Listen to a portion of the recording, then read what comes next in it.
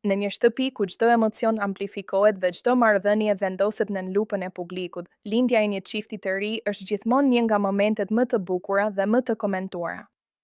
Këtë herë, vëmendja është përqendruar tek Edisa dhe Miri, dy banorë që dalën ngadalë po ndërtojnë diçka që duket më shumë se thjesht një afrimitet i zakonshëm. Që në fillim, mes tyre është vënë re një kimi e veçantë.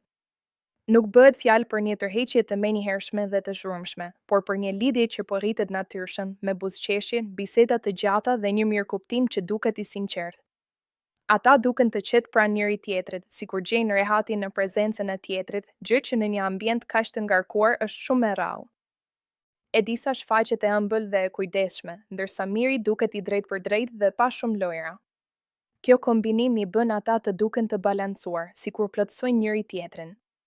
Shikimet që shkëmbejnë, mënyra si qeshin bashkë dhe momentet e vogla që ndajnë gjatë ditës krijojnë një atmosferë që nuk mund të fshihet as nga kamerat, as nga banorët e tjerë. Dhe pikërisht këtu lind ajo që publiku e ndjen menjëherë, pritja për puthjen e parë. Është ajo faza kur gjithçka është në ajër, kur ndjenjat janë të dukshme, por ende nuk janë konkretizuar në një veprim.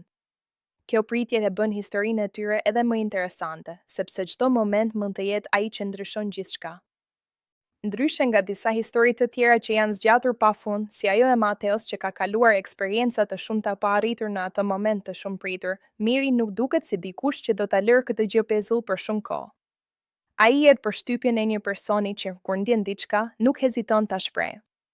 Dhe kjo e bën situatën edhe më intriguese, sepse krijon ndjesinë se momenti i puthjes është thjesht çështje kohe.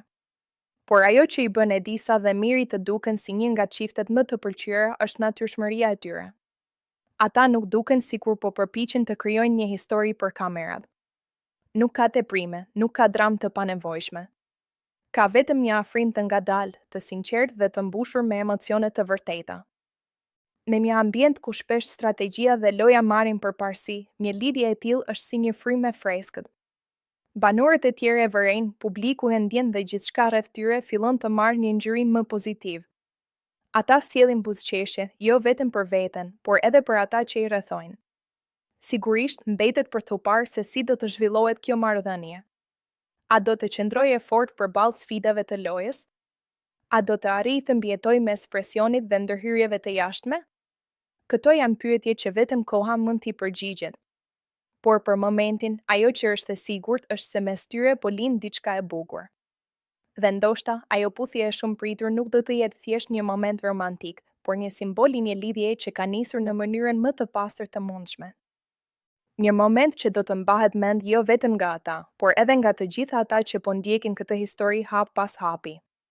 Në fund, historia e Edisës dhe Mirit na kujton diçka shumë të thjeshtë, por shumë të vërtetë. Edhe në vendet më të papritura, mes kamerave dhe presionit, ndjenjat e sinqerta gjejnë gjithmonë një mënyrë për të dalë në pa.